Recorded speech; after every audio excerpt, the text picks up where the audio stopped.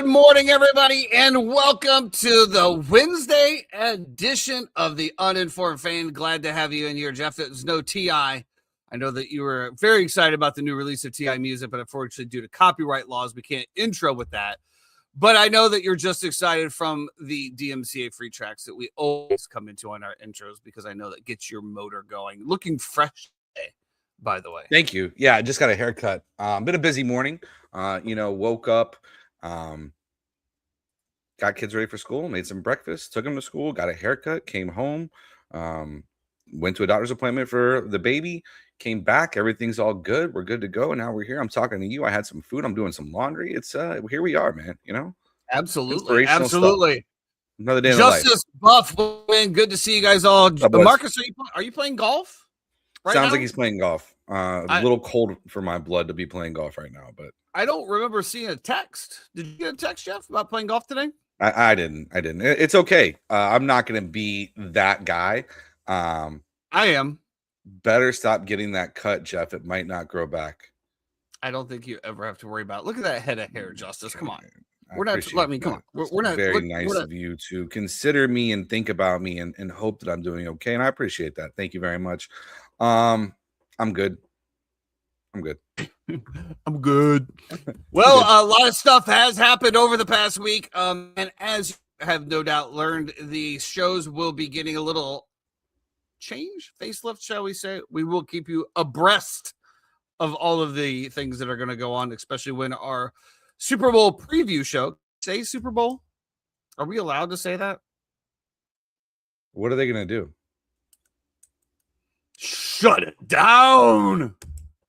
They're going to remove all of our monetization. And also, by the way, thanks a lot for everybody out there on YouTube, TikTok. We are over almost at the 150 mark on TikTok. I'm not sure exactly where we're at on YouTube, but a lot of love on all of the YouTube. We're at like 198 on YouTube or something like that. So we got over 1,000 views on almost all of our clips. Thank you very, very much. Don't forget to hit that like and subscribe as we get going. Let's get into it. We got a lot of stuff to talk about to keep it in our stuff. Obviously, this is a Roast Me Wednesday, according to Justice, and worst coaching hires he's ever seen. So let's get into it. First of all, let's start off.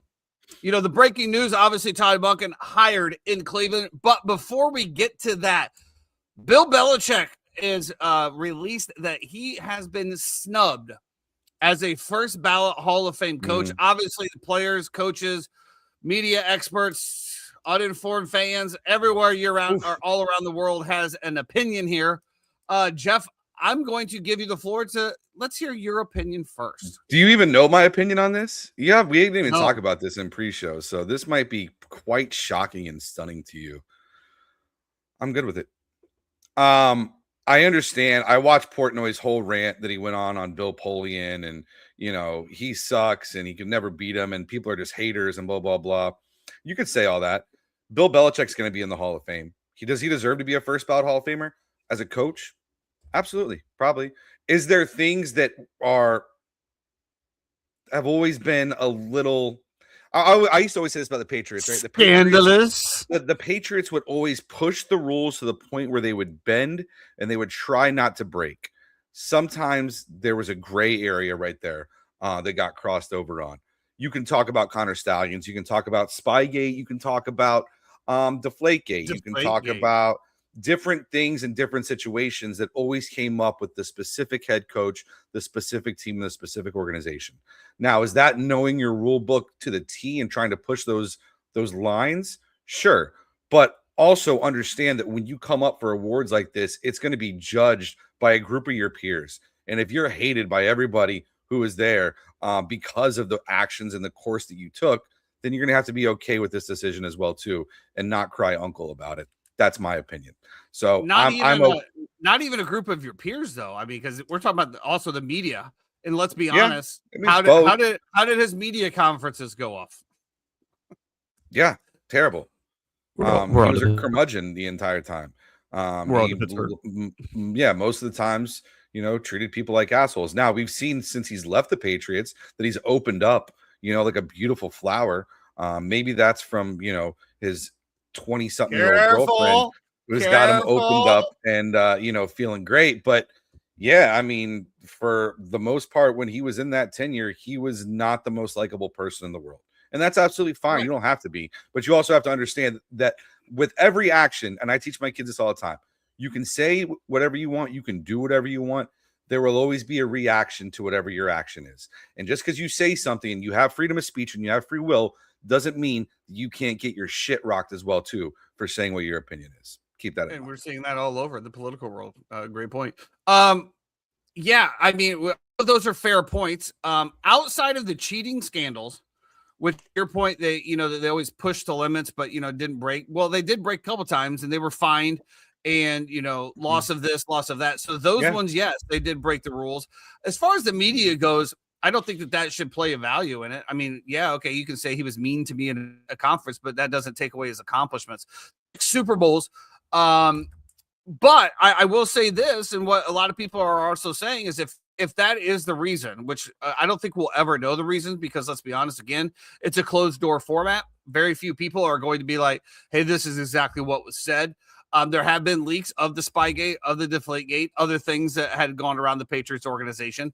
And there's also been a lot of people that just said, look, the way that it works, there's 5 people. I can only vote for 3. I assume Bill was getting in, so I took my vote from Bill and put it to someone else that I thought should get in.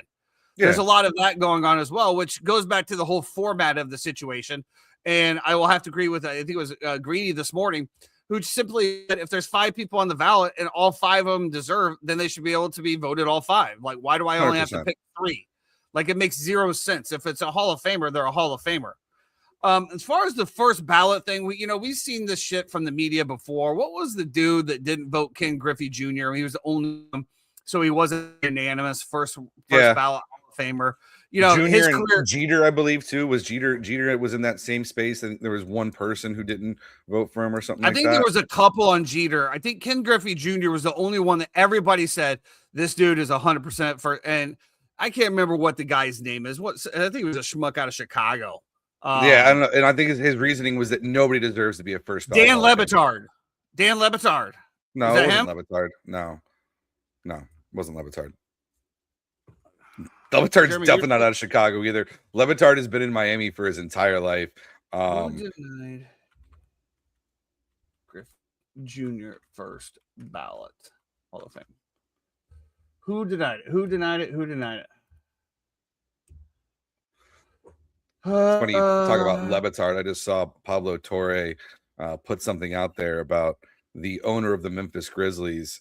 The new scandal after they moved on from the Kawhi Leonard and being endorsed for the tree thing is the owner for the Memphis Grizzlies is in the business of making drones, and the drones in the company that he has been using are that he has been selling drones to Russia that have been being used on Ukrainians.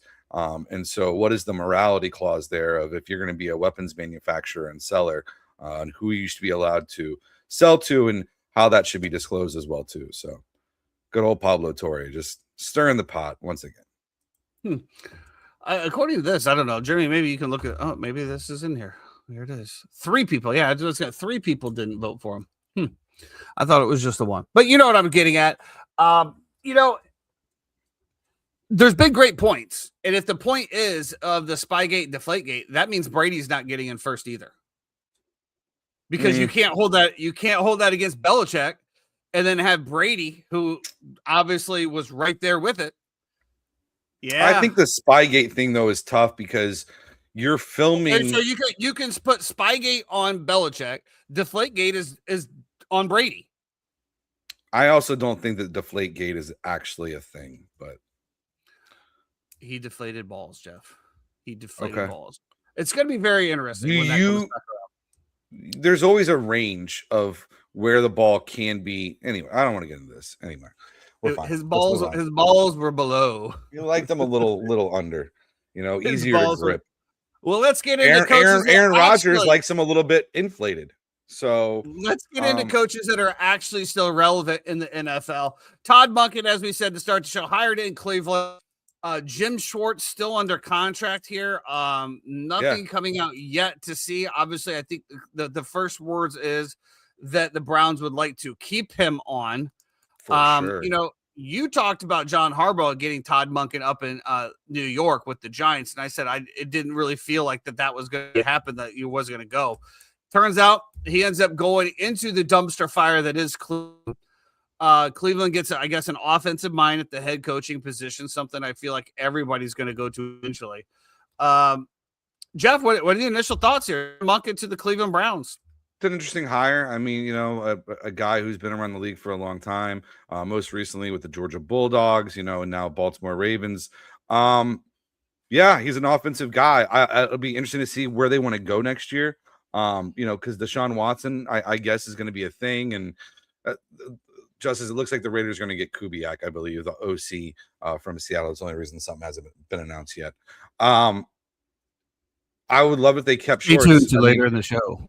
You're talking about one of the best defenses and better coordinators in the NFL being able to stay on. I think that'd be great as well to have both of them there. It'll be interesting to see how Monken does as a head coach. I don't know what to expect.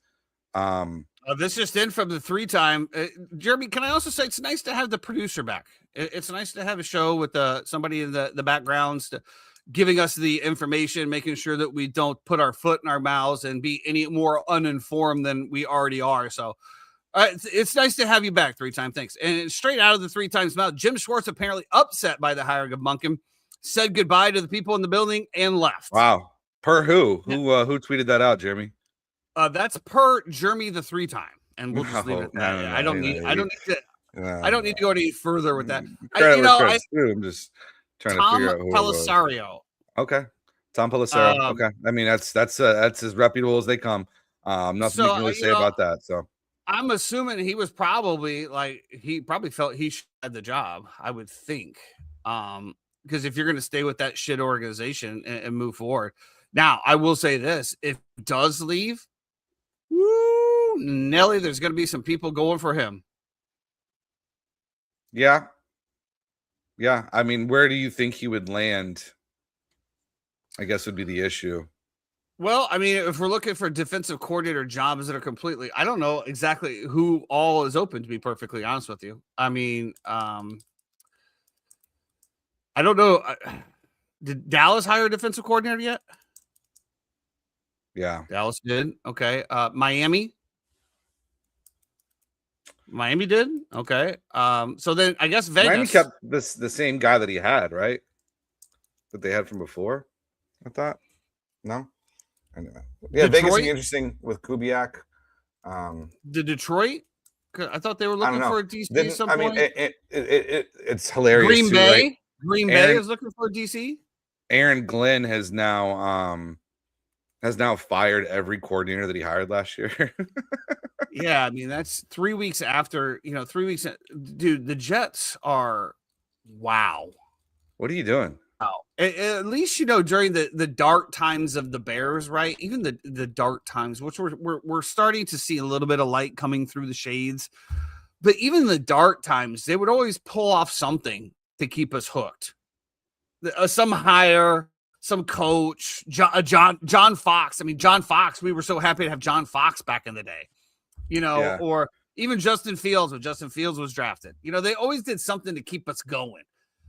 The New York Football Jets do nothing. Mark Trestman, Mark Trestman, Matt Nagy, man, was Mitchell exciting. Trubisky. You're like, look at this guy with glasses on. He looks like he could be a serial killer and a TV show.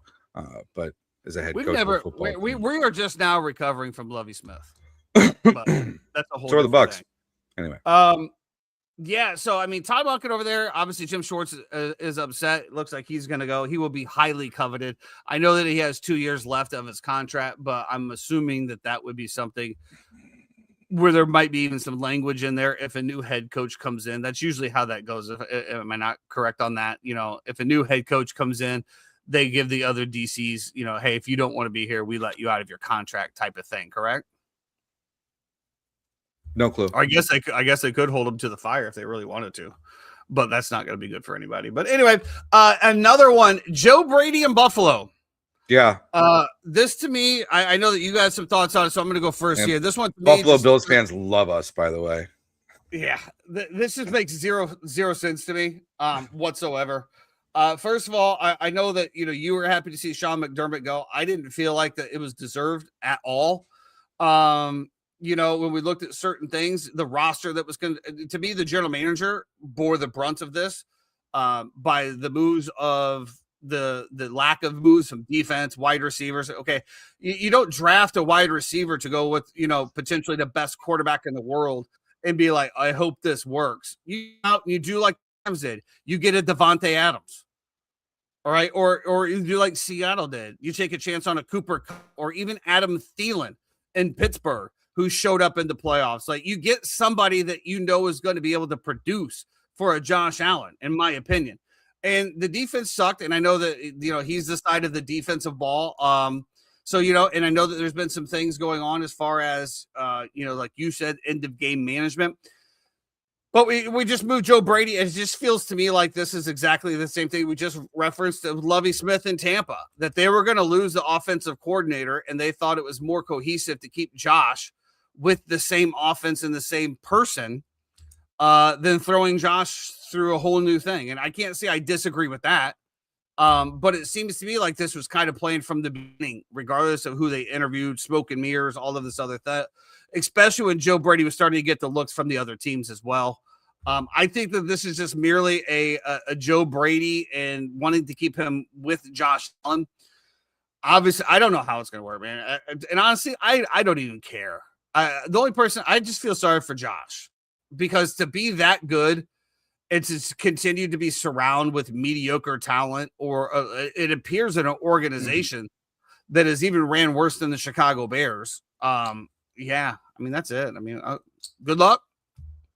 God be with you. Hope they draft somebody for you, because they sure as shit ain't trading for anybody. When's the last big trade they had? Stephon Diggs, Von Miller? I absolutely love this move. I think Joe Brady is a fantastic offensive-minded head coach. I think if you look at from his past has coaching experience, he's a fantastic offensive coordinator who has an ability to become a great head coach. If you look at his last game, and that's all I can judge you on is based off of what I have, he was in his fucking bag against Denver. Okay. The fact that he was able to call a hook and ladder with under a minute, right? And he hits that small little play. They pitch it to Rajay Davis. Davis gets out of bounds. Now, all of a sudden, Josh Allen has multiple shots at the end zone. They kick the field goal to end up going into OT. Obviously, they still move the ball against the Broncos. We saw the Patriots couldn't do shit against them. I absolutely love this hire. I think what they need to now is bring in a very competent defensive coordinator. I think a guy like Jim Schwartz would be fantastic there. The defense has been the problem the entire time.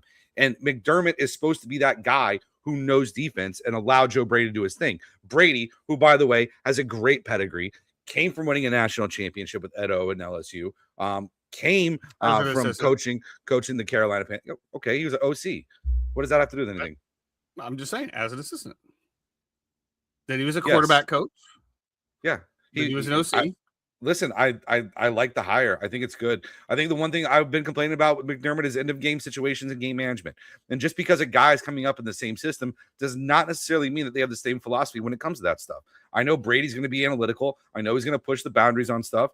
I never liked as many field goals as McDermott would always settle for in the playoffs. And then all of a sudden you get a miss and you're like, how come we got a miss? It's like, well, why did you always settle for a field goal every single time? I can't wait till we revisit that in the Broncos game.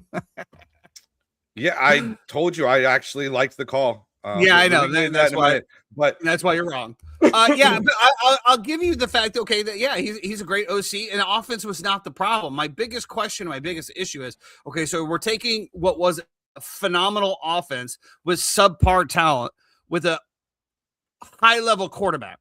Okay, we're taking that.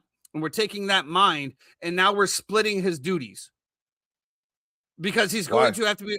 What do you mean why? Because he's going to have to oversee the entire team. Because just like Sean McDermott was fired because he had.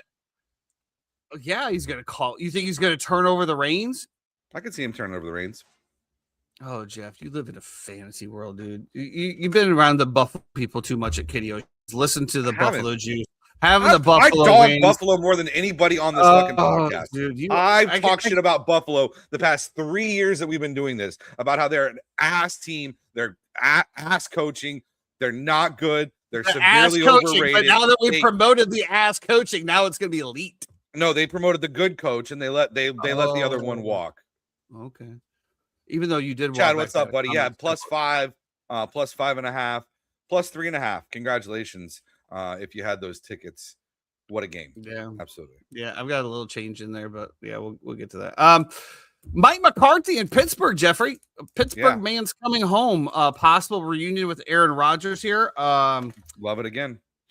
When we're going through this entire coaching cycle, and one thing that I noticed is if you go back a year ago, right, when let's just say Ben Johnson was on the market, and with this coaching cycle, it wasn't like there was a coach out there that's like, this guy has to be hired, except for what we're going to talk about a little bit later. But it wasn't like the cycle was like, it was kind of like the college cycle that you talked about with Mike Norvell. Like, why fire him right now? Because first of all, there's much better jobs out there. Two, there's better coaches. I would say there's much better jobs out there. I think there's comparable jobs, and for where they're at as programs right now, you'd probably want to lean that way instead of Florida. I'm just saying, when this NFL coaching cycle came around, it wasn't like this guy is the hot commodity that everybody wants. Yeah, no, there wasn't that. And I feel like this is kind of one of the first years in a while that it hasn't been like that. Do you think that Joe Brady could be like Ben Johnson? Well, I saw his comment in there, of course, but I don't like that either. I don't like it. I don't like it at all. And we're going to get into a second later.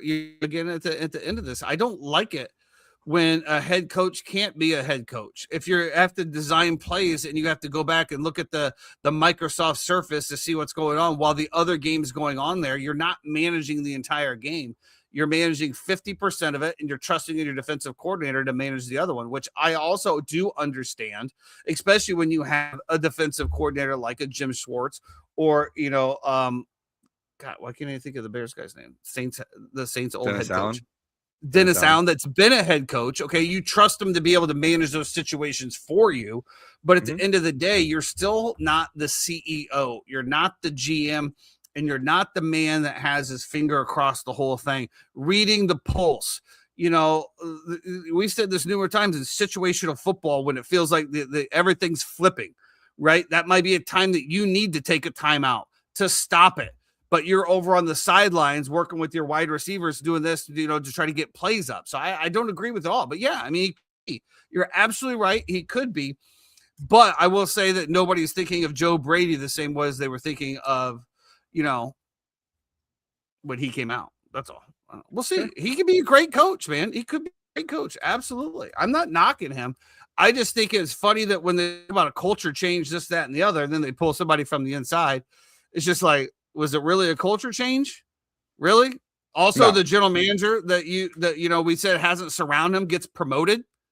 That's a culture change. Like, it could be a philosophy change, but I don't think about a culture change. It could just be a puppeteer, and I hope that that's not what it is. But it seems to be like the Bills owner, the Bills GM, like to have a little control of the situation. Let's be honest, Joe Brady's not one that's going to come in and start demanding his own players. Whereas, we talked about this, and could he be a Ben Johnson? He could be, but Ben Johnson commanded that respect before he walked in the building. Well, I do think that there should be a little bit of both of that, right? Like, obviously the general manager will make the final decision on what's going to happen, but you can't make somebody be on Chopped every single night, every single week, and be like, here's the ingredients, go figure it out. Sonny Weaver Jr. did it. Like a chef should have say over the ingredients. Sonny Weaver Jr. did it. It's a movie. He didn't ask his head coach. It's a fucking movie. What do you think about Mike McCarthy in Pittsburgh, Jeff? I mean, I saw the press conference. I love the emotions being back home in Pittsburgh. I can see him being there for 10 years. Honestly, I don't. I really, to your point, a lot of people are saying that he was hired to keep Rodgers, which I know that apparently they loved Rodgers in the building. I think that, I think getting Rodgers back for another year until you can figure out exactly what you want to do with the quarterback. Maybe you draft a quarterback, but we also know that Rodgers isn't necessarily the nurturing type to develop a quarterback. Maybe that's changed, especially if he knows this is my last year. They got a lot of issues on the defensive side of the football with contracts, being one of the top paid defenses and one of the more underperforming. A lot of stuff going on over there. But when we look at the stability over the Pittsburgh Steelers over the years, 30-year coaches, obviously this would be the one that breaks the norm. The other two coaches, Bill Cowher, Mike Tomlin, hired in the early 30s. Now we go on to a 62-year-old coach. I don't foresee him coaching until he's 93. I could be wrong, though. I think he could be there 10 years. That's about the max. And the 10 years would be good stability, right? But yeah, I love that it's a guy coming back home who, loves the city of Pittsburgh, grew up a fan. I don't know. It's kind of a nice story. So it'd be cool to see it happen. Chad, make sure you stick around here. We're getting ready to get into these games, and I would love your input on your thoughts on Super Bowl matchup, even though we are going to break that down in a different show. Interesting stuff out of Denver, Jeffrey. The Broncos fired the offensive coordinator, Joe Lombardi. And it was crazy to me when I was seeing the justification for this being showed up on the screens, talking about how their offense was absolutely putrid in these last 3 games, that, and the other. Well, first of all, I was like, well, you had Jared Stidham as your AFC Championship quarterback, who also came out on fire, by the way. But it's crazy to me when I'm watching the games. I don't see the camera on Joe Lombardi calling the plays. No, I don't see Joe Lombardi with a giant, not holding a play sheet. Yeah, I see Sean Payton. So is that, Jeff? Do you really feel like this is something where they're moving on from Joe Lombardi because they don't feel he's fulfilling the job, or is this a Davis Webb security promotion where maybe he gets promoted so he doesn't get poached? Probably Sean Payton being a fucking dickhead and an asshole, but whatever. I just don't understand. And to the point, maybe you can shed some light on this. As the same thing with Ben Johnson, because Deacon Doyle is their offensive coordinator for the Bears, who's getting looks. If you have a head coach like a Ben Johnson, like a Sean McVay, or like an Andy Reid, what exactly does the OC do? Yeah, I don't know. I mean, obviously, you're in the meetings. You're there every single week. I'm assuming they're going to run the practices, right? Yeah, maybe call those players and stuff like that. Also, where does the OC who just got fired, who was Ben Johnson's right-hand man in Detroit, who just got fired by Aaron Glenn in New York, does he come back now to work with Ben again? Does Ben carve out a role for him? There's tons of things everywhere. So I don't know. Just seems to me, like I said, I find it really crazy. The fact of the coach calls this, but you fire the offensive coordinator. Okay. Yeah, it's a scapegoat, whatever thing that, that's what Sean Payton does, man.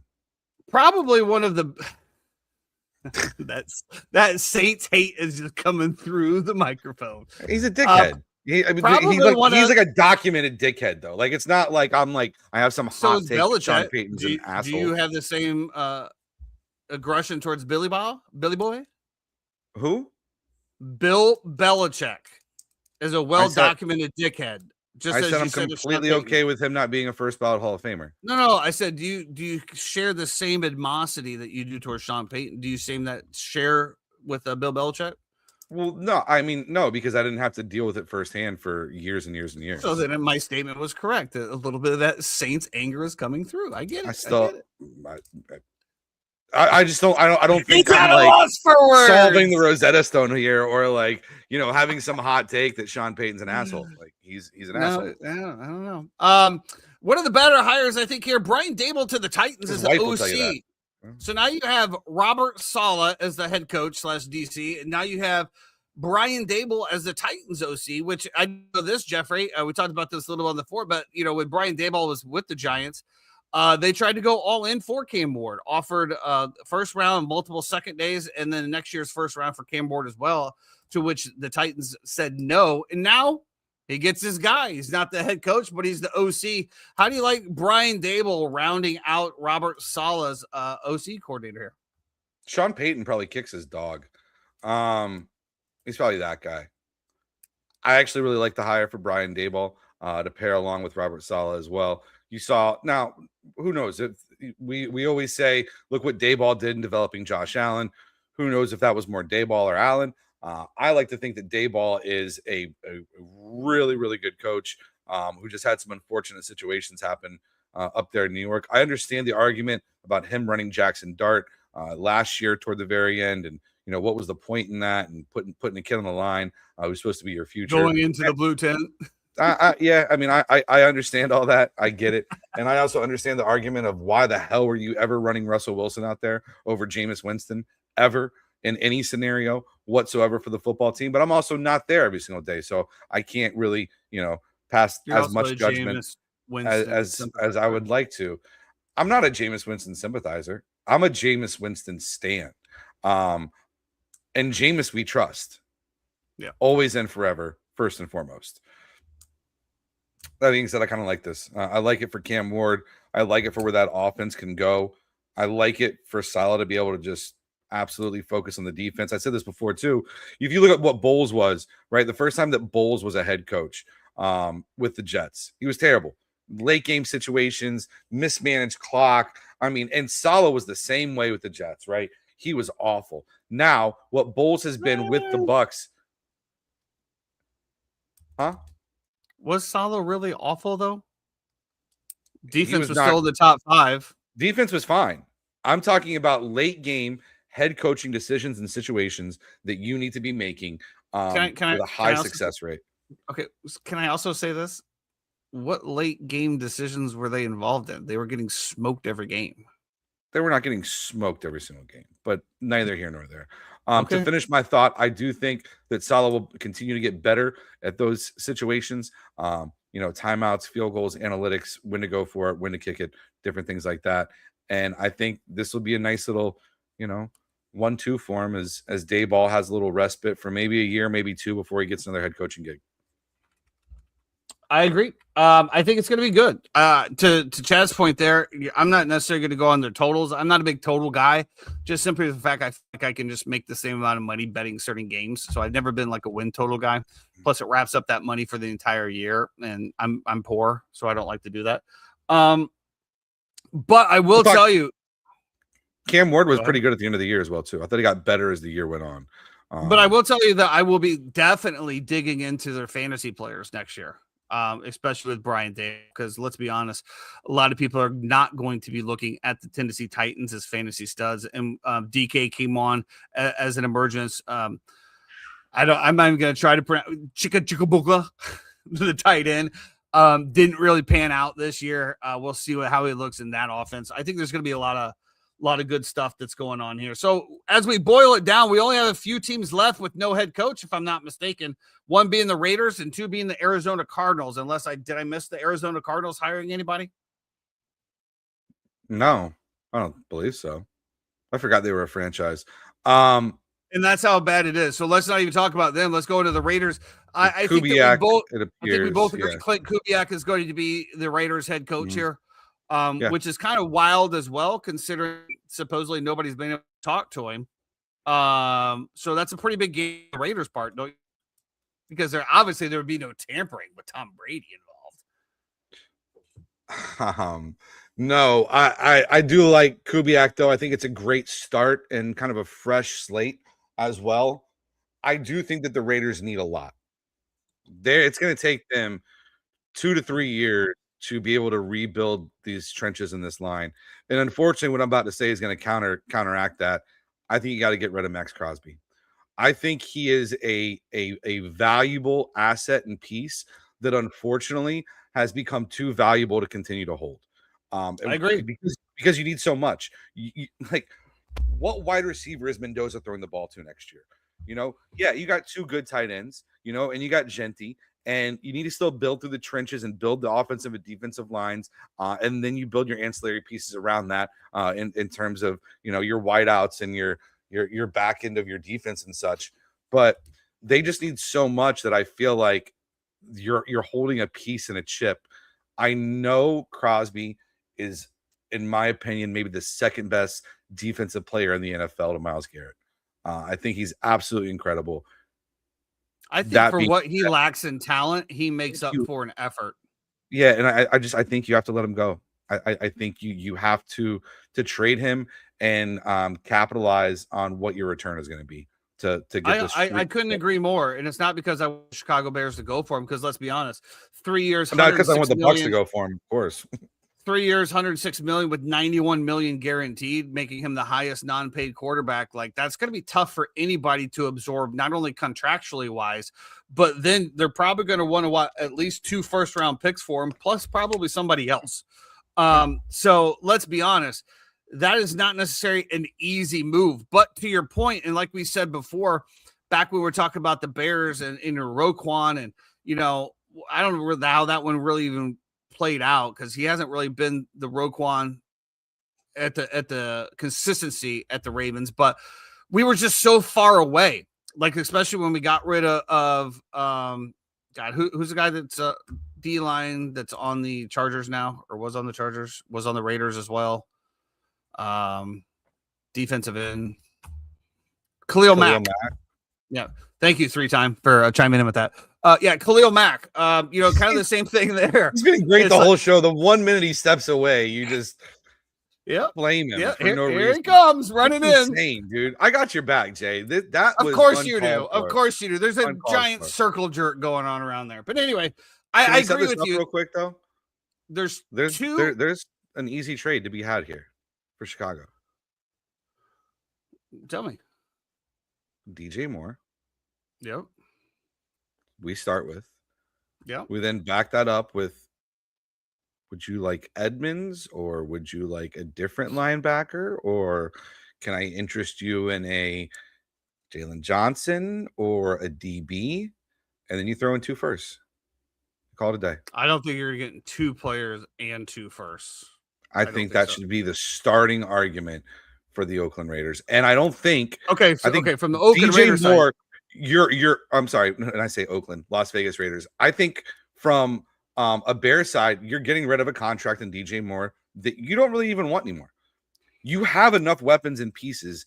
You don't need DJ Moore on your team. He is not Amon-Ra St. Brown. His attitude has been shit. We've seen it multiple times.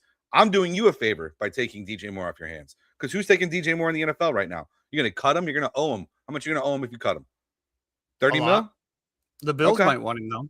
I'll take on the 30 mil. I'll take the 30 mil. But you got to throw in a defensive player and 2 firsts. And I'll give you I agree. I think you might see DJ Moore a first and maybe a second.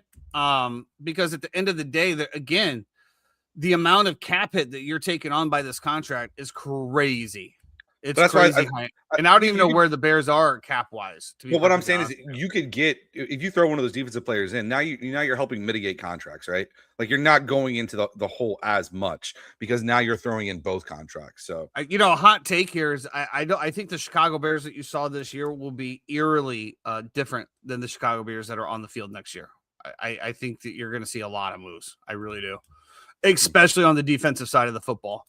But to your point, they're also talking about DeAndre Swift. Is his contract up? Jeremy, is he a free agent now? Because I'm hearing a lot of Bears chatter about going after Etienne Jr. And pairing him with Monangai in the backfield. But I thought Swift did a great job. But again, it was that offensive line. I mean, the offensive line, it was one of the better. I thought Swift had one of the best years I've ever seen him have. Yeah, well, that offensive line was. I mean, I could have ran through some of those holes, Jeff. No, you couldn't. Yes, I could have. No, you couldn't. Yes, I could have. Yes, I could have, Jeff. Don't try to. I completely agree with you. The Las Vegas Raiders have so much to do, so much to happen. They got to unload Max. Apparently, he wants out anyway, or he's open to it now. Because why would you? You got this. You got the bag, bro. You got $91.5 million guaranteed. It ain't going nowhere. Why don't you go somewhere? But I think he's also a straight edge, so I don't know how Vegas works for him. I mean, the weather's nicer. But I mean, let's be honest, Tampa Bay might be a nice spot for that as well. 52 weeks in a year, wherever you're going, I feel like you're kind of. Does Nevada have state taxes? No state taxes in Nevada either. And especially going to Illinois, that's 12%. What is it, your money. Jeremy? It's Nevada, Texas, Arizona, Florida, Tennessee. I think Tennessee might. Yeah, I think Tennessee. I think Tennessee does too. I'm not sure though. Anyway, DJ Moore is under contract through 2029, which is the exact same as Max Crosby. 81.5 million guaranteed. Is that what I'm reading? Swift will be a free agent. So yeah. So depending on what that is, I mean, yeah, I could probably see them moving on from Swift not because he didn't produce, just because he's an aging back. And let's be honest, backs have been proven to be a dime a dozen. But you also have to look at the rest of the market as well too, right? Breece Hall is going to be in that market. DeAndre Swift, Travis Etienne. I think there's talent to be had out there. Is Etienne coming off of his rookie deal? Yes. So this is his first contract afterwards. We'll see. Well, let's get into it, Jeff. Let's talk some championship football. Let's start off with the AFC and the Snow Bowl game. Patriots 10, Broncos 7. Jeff, I was screaming at my TV this entire time. The Broncos come out. Jarrett Stidham looks absolutely amazing. First throw right down the field, 35 yards, looking good. Touchdown. I'm already counting my money. You know, I did stop myself on our good friend Brian that used to work at the Boathouse, Hennessy Williams. You know, he put something on Facebook like, I'm never going to get my money back, these damn Patriots. And I almost commented, did you not listen to the Uninformed Fan podcast? I deleted it, so I didn't jinx us, but I'm sure glad that I didn't. After that, it's come back down, chance to go up 10 to 7. Mm-hmm. Sean Payton decides to go for it. Terrible play that was absolutely smelled out by Mike Vrabel in that Patriots defense. Maybe it was Lombardi and it wasn't Payton, and that's why. Yeah, maybe Lombardi called that play and Payton tried to override it. Yeah, but that didn't work. Fourth down, turns over. You know, again, the Patriots can't do anything. They punt the ball. Then Stidham gets it back and fumbles on like the 5-yard line, gives up the touchdown. That was the only touchdown that they had. That game right there, they should have been a scoop and score touchdown. I think that the Broncos made good on it on the very next play. We'll just let Drake May run it in. You know, they should have had it anyway. And, you know, from there on out, that was it. That was it. There was nothing else to be done. Even in the first half, before the weather got bad, the Broncos did not move the ball in. And the Patriots were pathetic moving the football. And then the second half Snow Bowl came in. It was pretty much impossible to move the ball at all. Broncos missed the field goal to tie the game. I just thought I didn't expect that out of Sean Payton. That's what I'm going to say. He's an old school coach. He's been around enough. He has gotten beat by the thread of a string. He has so many heartbreak losses that we've seen over his time in the Saints. Like, take the damn points, bro. You're playing Jarrett Stidham in the AFC Championship game. I understand that you think that he's great and all of this. He doesn't have the reps. And I'll tell you, after that play, he never looked the same. He started seeing ghosts. He started hearing footsteps. He was those first two series, he looked absolutely confident. Like he had this. After that 4th and 1, didn't see it the rest of the way. Again, we knew the weather was coming in the second half. I mean, I don't think anybody knew it was going to be that bad, right? Nobody, I mean, you could say whatever. You knew snow was coming. You didn't know it was going to be that bad. Take the damn points, man. Go up 10-0. Your defense is stopping them left and right. Take the points, punt the ball, stop them again. I never thought I'd see it out of Sean Payton. I just never thought I would see it. Naturally, the second half, did anybody even score in the second half? I don't think so, right? I think it was 10-7 at the half, and that was it. But yeah, to me, and then they fired the OC. I just thought it was absolute dog shit. Yes, I had the majority of my units on Broncos plus 5.5. I had some other interests that I really needed Denver to win as well, and I got fucking smoked. And I feel like I was on the right side of everything. Not only should I have won my 3 units with the plus 5.5, which I did, I should have won my money bet on the plus 210 for a unit.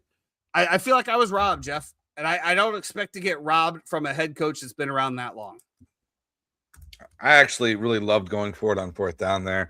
I thought you had a chance to put the pedal to the metal and really kind of put the game away. And even saying that, yeah, you're going to kick a field goal. I understand that field goal that happened later in the game was a little bit different, obviously, because it's in inclement weather. So that's a tough one.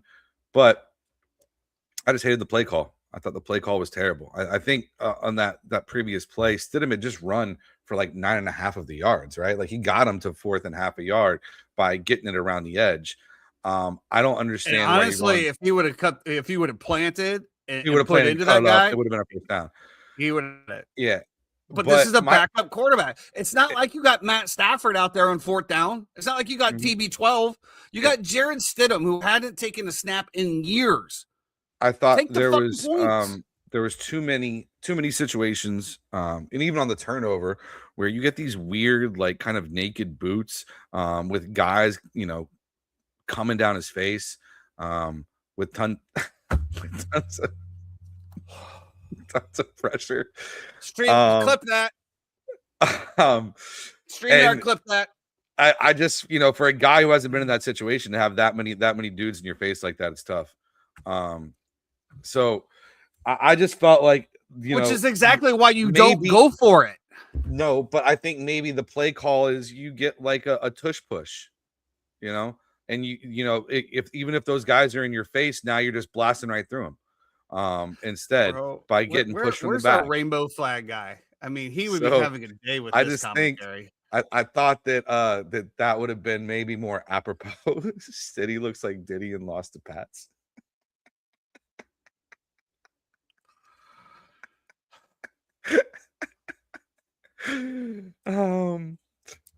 Yeah, anyway, so I didn't like the play call there, because you're running like a running back flat route on a fake pitch on a naked boot. It just doesn't make sense to me. I would have just gone. Games cannot be won in the first half, Jeff, but they sure as hell can be lost. I would have gone straight over center, and gone with get some big boys in there and a tush push and figure it out. I disagree, because they could not even move the ball, and even the play that they had, that defensive line from the Pats was blowing up the offensive line of the Broncos on almost every play. Huge. Stidham's a big guy. It's not like he's Kyler Murray out there. You don't. So let me, Jeff. It's a trip to the Super Bowl, bro. These don't come along very often. Yeah. Why would you put it in Jarrett Stidham's hands? You have arguably the best defense in the entire league. Definitely the best defense. We thought they're a little overrated this year, but okay. Well, their numbers would beg to be different. You have a top 5 defense. You are in the AFC Championship game playing against a rookie quarterback who is also depending on his defense. Drake May did not win any games during the playoffs for them. That defense did. They held them 7 points, 8 points, I think, throughout the entire playoffs. Kick the field goal. You don't need to do this. You don't. It's just there's a shit call by Sean. I understand. Payton, I understand the argument. I don't think that I just never would have thought that from Sean Payton. I don't mind the call going for it on 4th and 1. I just didn't like the play call personally. So I just don't understand why you would ever put it in there. Congratulations to the New England Patriots, though. Yeah, congratulations. Fumbles bouncing their way and all kinds of stuff, and probably the second most annoying fans on the planet. The cockiness, from some of these Pats fans is. I stand by it. I mean, we talked about it. Hammered the 5.5. We knew that was. I mean, when you saw this first half in 7-7, I mean, you had to already be counting your money at that point. I mean, especially when the snow started coming down, nobody was scoring against defenses. I just feel like, man, I feel like Sean Payton lost one, and for a coach of his caliber, regardless of how you think about it, for a coach of his caliber to sit there after an AFC Championship game, say that he was the reason that they lost, that is not something I'm paying that kind of money for as an owner. I'll tell you. I just thought it was crazy too that like they calmed down and they kicked the field goal to go up 10-7, right? And as soon as they kicked the field goal to go up 10-7, God was like, "All right, we're good. Go ahead, let it snow," and it just dumped. Bro, like just wild. But anyway, listen, congratulations. Think Peter Griffin was up there talking to God again. Patriots have a chance to win another Super Bowl, man. And You know, if the Patriots win the Super Bowl again, dude, I might just be done with football. I don't want to deal with that. Rams. Your wife's a Patriots fan. Dude, she's more of a Bears fan now. Oh yes, bro. You should have seen the difference. We didn't even have the Patriots game. No, I did have it, but she wasn't even paying attention. On the Bears game, Jeffrey, she was sitting on the edge of her seat.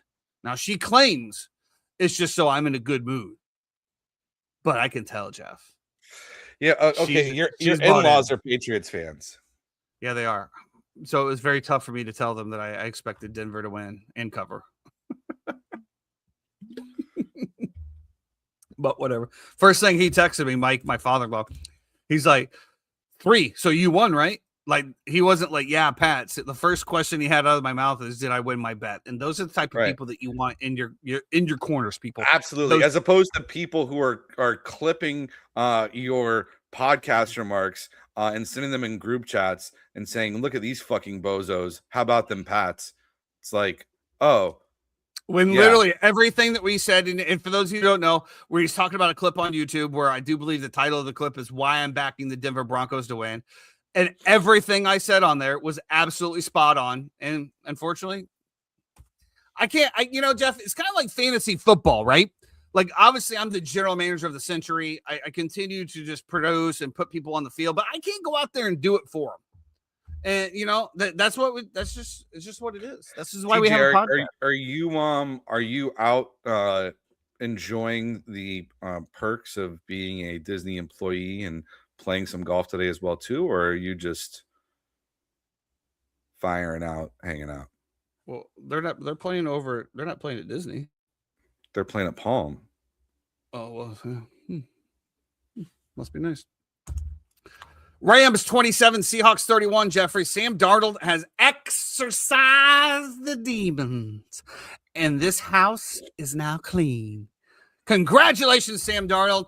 You shook off everything that we said that had been going on with you. You played an absolutely great game. Give the man his flowers. Give him a parade. Do whatever you got to do because Sam Darnold, I'm riding you to the Super Bowl. Sam Darnold, baby. Jackson Smith-Njigba goes off again. Obviously, on the other side of the ball, Puka Nacua. Wow. I honestly don't see how you lose with Puka Nacua and Devontae Adams and Matt Stafford. I just don't see it. I really don't. Yeah, it was a tough one. I thought for sure the Rams, and obviously they come down. Seattle plays great defense, stands on their heads. They're fighting on the sideline after Reek Woolen has his little meltdown. What an idiot. As well too. What an idiot. It was really tough. Congratulations to the Seahawks. Great win. I would have liked to have seen Matt Stafford have won and rode out and been done. The question becomes now, will he come back for another year? I think I think you do, but I don't know. I don't know. Why? I thought Aaron Darnold was coming out of retirement. When? During that playoff run. That was the reports that were leaking that he was coming out of retirement for that playoff run. Bro, Aaron Donald, come on back for another run, bro. Get your boy another ring and everybody ride off in the sunset together. Because there's no way with that team that they shouldn't have won the Super Bowl. I will tell you though, the defense is what let them down. That offense, I mean, you're putting up numbers. The Seattle Seahawks again, probably another top 5 defense, maybe number 2 for sure. And the Rams still hung up 27 on them. That's just. But who would have thought the Seahawks offense would have put up 31? And when I'm watching Sam Darnold stand in the pocket like an absolute stud muffin, arms all around him, and he's just slinging it. That one that he threw, it was either the Cooper Kupp, I think, where Cooper was kind of coming and he came back for the touchdown. He bounced off. Dude, that pocket was all around him. He stood tall. He fired it right on him. Dude, Sam Darnold, just not enough good things to say about you. And I'm looking right at you now, Minnesota Vikings. You look like an absolute dumbass now. Now we can officially say it. The Vikings, you look like a dumbass poverty organization. You let go of a guy that had won you so many games in the last 2 years. He had the bad playoff game. But, I go back to as well. Was the criticism deserved? Yes, he didn't play good. But how many people go out and play a really good, very first playoff series games? Shout out Sam Darnold. Congratulations. Really nice. Do you have any early leans Super Bowl wise? Like where do you think that you're I think 4.5 is a lot in a Super Bowl. Mm-hmm. I think the under 45.5 might be better. But honestly, I've got so much other shit. I'll be rooting for the Seahawks. Seahawks. Let's go Seahawks. Do you think so we always say about like betting the Super Bowl, sometimes if you think a team's gonna win, right, you focus on like maybe an MVP, or because you're gonna get way better odds in terms of how it's gonna get done. And when you break down how they're gonna win the game too, how is that gonna play out? Now you look at New England, right? Really good against the pass. Carlton Davis, Christian Gonzalez, Jones on the back end. Really good up front. They've been great against the run all year. So where is that scoring going to come from? And the same thing, Seattle's got a phenomenal defense as well too. So where is the Patriots scoring going to come from? Who do you think would be able to be the MVP? And if you don't think that either of them are going to be able to score, do you then take a defensive guy to maybe be MVP who maybe gets a scoop and score or a turnover or an interception or something like that? Well, I would say that Jackson Smith-Njigba sitting at plus 500 for Super Bowl MVP is where I would initially put my money.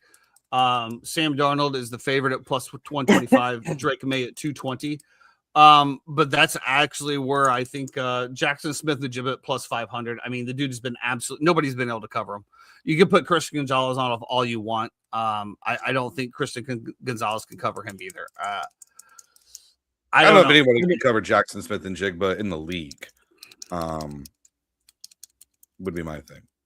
Yeah, but then you also have I don't know. I don't know what to expect, honestly, because I didn't see shit out of this Patriots offense the last game. Even before the snow came in, they could not move the ball. So I mean, it's going to have to be who you think is going to win. I think it's going to be the Seattle Seahawks. Yeah, he got -4. Yeah, I mean, what's this one here? Oh, he likes the over. So there you go. So since I said the under, the over is definitely a lock now. Yeah, I don't know. Yeah, that's what I'm thinking. I'm thinking that, I think everybody and their mother is going to be on the New England Patriots. I think that line will move. I would love. Why would people want to bet New England here from what we've seen the past few games? Because, first of all, nobody knows Seattle. Seattle's a forgotten team that's never on television. They play on the West Coast. Nobody pays attention to them. Nobody knows them. Plus, nobody trusts Sam Darnold. Everybody loves Drake May. He's the MVP runner-up. Mike Vrabel, coach of the year, this, that, and the other. 2 good defenses. I just think. But when I'm talking about average Joe Schmo, right? Like, they're like going to look like the past few games and be like, well, New England. They're going to follow people like your boy Portnoy that's going to tell them to bet them and blah, blah, blah, blah, blah. Yeah, Dave's annoying. You got Davey Portnoy out there banging on everything. You got Bill Belichick in the headlines. The Patriots have way overexceeded. Who's beating the drum for the Seattle Seahawks, Jeffrey? Who's carrying the flag that's going to put them into the social media spotlights? Who's going to be the influencer that says the Seattle Seahawks are the way to go and guide the sheep into the stables, Jeffrey? Because that's what it is. Dad. Like, I think live betting will probably be the way to go here. It's interesting.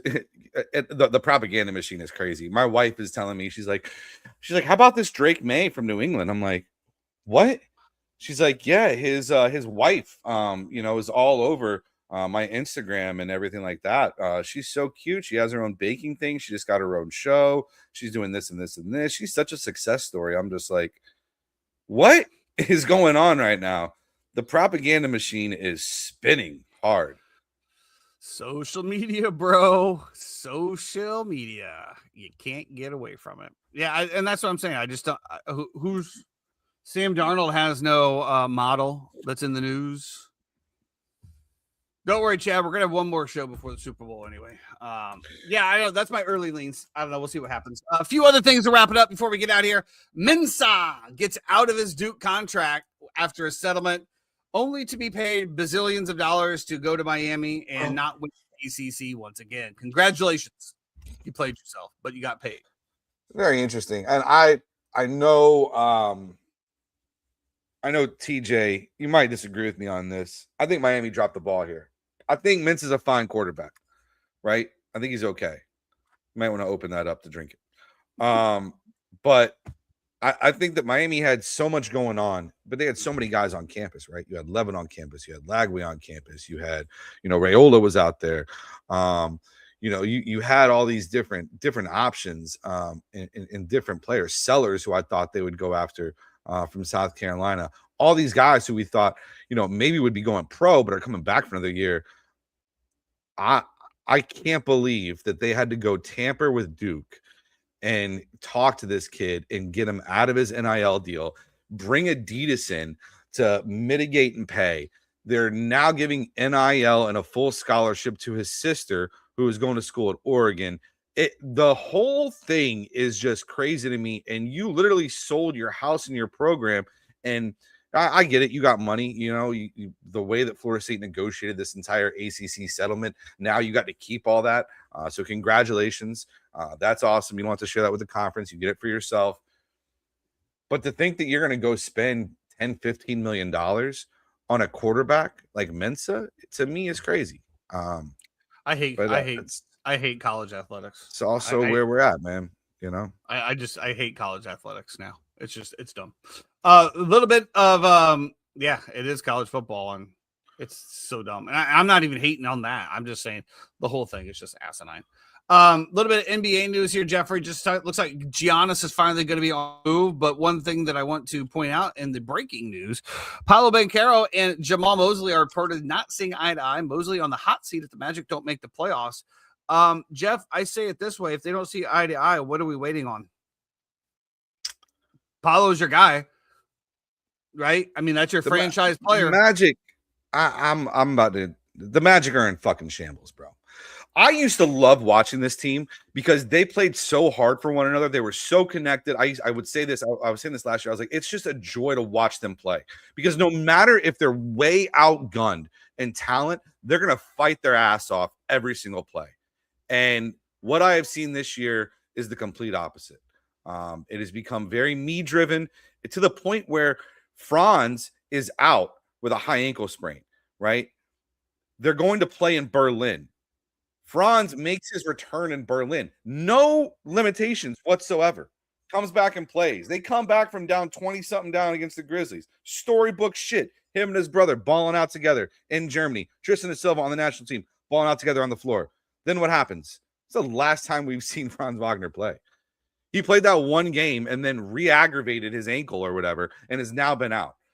This whole Mosley seems suspect. Yeah, this whole Mosley thing as well too. Like, I've been very critical of Coach Mose for a while just because I didn't like his rotations. I didn't like some decision making that he makes late in games when it comes to timeouts and the way that he does things. But this has just been like a boiling point, and it feels like they peaked last year at their height, and it feels like the Warriors from years ago with Mark Jackson, where they peaked. They can never get through that. They can never bust through that upper echelon, and then they had to bring in Steve Kerr, and Steve Kerr finally pushed them through. I don't know where they go from here. The thing is that their team is so deep too. Their roster is so good. There's no reason they should be like this. You bring in Desmond Bane to shore up 3-point shooting. They got great defenders top to bottom, but they're worse defensively this year. When all they did was add, they didn't subtract. It was like the Steelers defense to start the year. We're like, how is the Steelers defense not good? All they did was add, they didn't subtract, and yet here we are. I understand Jeremy's saying if they don't make the playoffs, meant that Mosley's on the hot seat. I think if they lose to the Miami Heat tonight, Mosley needs to be fired. That's what I'm saying. If your star player and your coach are this at odds, and let's be honest, it's been a little bit of friction for longer than just this year. What are you waiting on? I mean, it's a player-driven league. Jeff, let me ask you this question. Do you think the Orlando Magic will ever be relevant in the NBA world? I mean, when you say relevant, what do you mean? Like, they compete for championships. Like, feel like being a top 4 team in the NBA? Yes. Be like when you go in, you know that your team is going to compete for a championship every year. Well, I mean, they were a top 4 team in the NBA and NBA Cup this year. They made it to Las Vegas with the Knicks, the Thunder, and the Spurs. We're not talking about Mickey Mouse rings, Jeffrey. We're talking about actual NBA. Nobody chips. said it's a Mickey Mouse ring. I did. Just did. I literally just said it. The NBA in-season cup is a fucking joke, which is why the Knicks aren't raising a banner, unlike the LA baby Lakers that have to put up an NBA Cup banner. That's just. I mean, the question remains: put up an NBA Cup banner. It's not like you're putting up a championship banner. It's an NBA Cup. The LA Lakers hung it right next to their championship banners. Yes, they did. That's their own franchise. So I get back to the other question.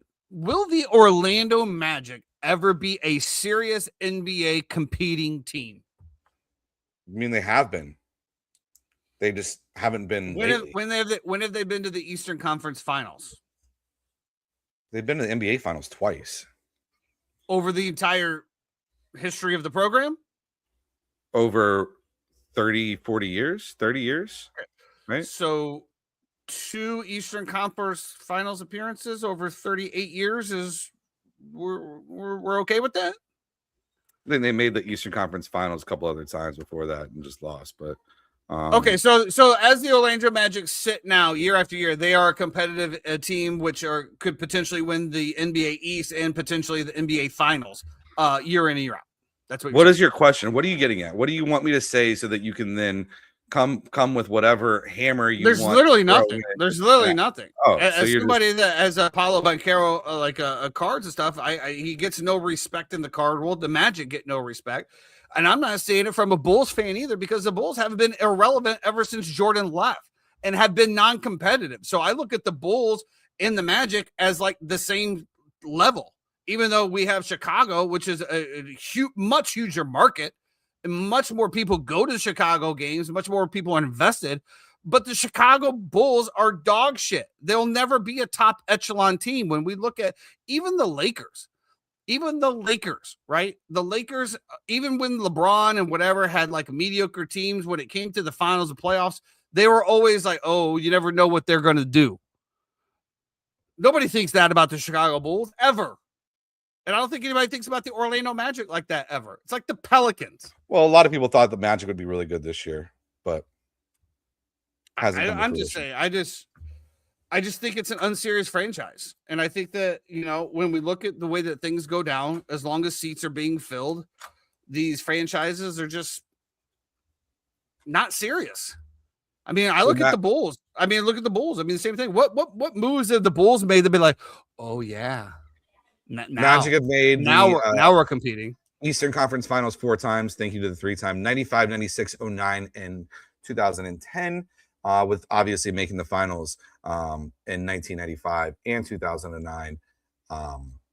Okay, so you made it 2 times in the last 30 years. Congratulations. I don't think as a fan that's acceptable.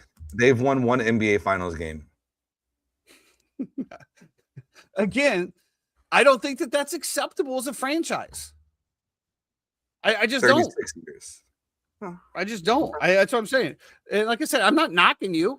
There's not as much parity though in basketball as there is in football, with the way everything works. Well, there's just you have a lottery with bouncing ping pong balls that you have to hope to win to get the best player after tanking for as long as you possibly can for the entire year to try to have a chance at those odds. And then somehow miraculously it used to be the other way. That ping pong ball bounces to teams that it mathematically should not, and somehow they end up getting, LeBron James goes to Cleveland, Patrick Ewing goes to the fucking Knicks, Cooper Flagg goes to Dallas. Dallas. After you trade Luka. Anthony Davis goes to Pelicans. Well, back then it was New Orleans. Still the Pelicans. New Orleans Pelicans. I think they were the New Orleans Hornets, though. No, that was Charlotte. Was it the Pelicans back then when he got drafted? Score one for the Gipper. Zion Williamson going to them as well. I don't know, Jeff. I mean, we did. Correct me if I'm wrong, but the NBA didn't used to be a lottery system. It used to be the worst place team got the first pick, but then teams started tanking and this, that, and the other. So that's when they changed it. Correct. So I mean, yeah. what is the answer? How do we get? I think it's absolutely.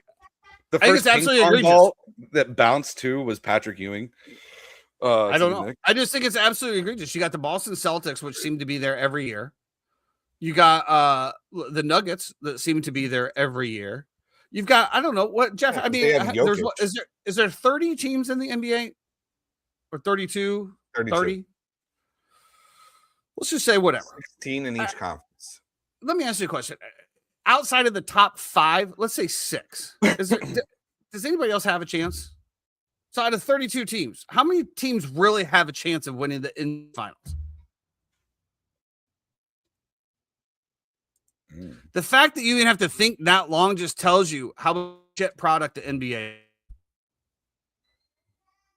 Because when you look at the NFL or Major League Baseball, I mean, when you look at the Toronto Blue Jays just took the evil empire to game 7. Nobody put them on a paper to have a shot, and there they go. I just think that the NBA is probably one of the most shit products in all of professional sports. Good luck to the Magic tonight. Hope they win. Big game against the Heat. Hopefully the coach gets fired. Hopefully they turn around and they play together and connected. So we're not back until next Wednesday. I think we're Friday. Huh? We're doing the show before the Super Bowl, correct? So you want to do next Friday? Yeah, let's do the Friday. So next Friday, the 6th of February, which is also my wedding anniversary. Oh, and my big brother's birthday. Yeah.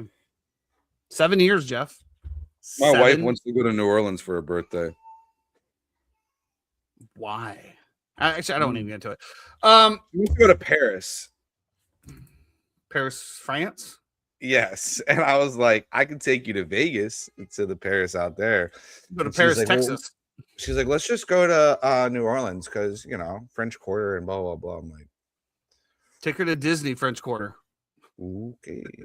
Looks a lot the same, but a little less of the extracurricular stuff going on. Well, that's going to do it for us today. We will be back February 6th before the Super Bowl kickoff to get all of our props. We're going to dig deep in some of these Super Bowl props. I mean, they all come out of the woodwork for this one. It's going to be an interesting game. Chad, hit us for your props too, please. Yeah, absolutely. Chad, we'll be back on that Friday. Make sure you're here. Until then, Justice Buff, everybody, thank you. If you happen to be traveling between now and then, please, for the love of God, stay out of the left-hand lane. Be great. Bear down.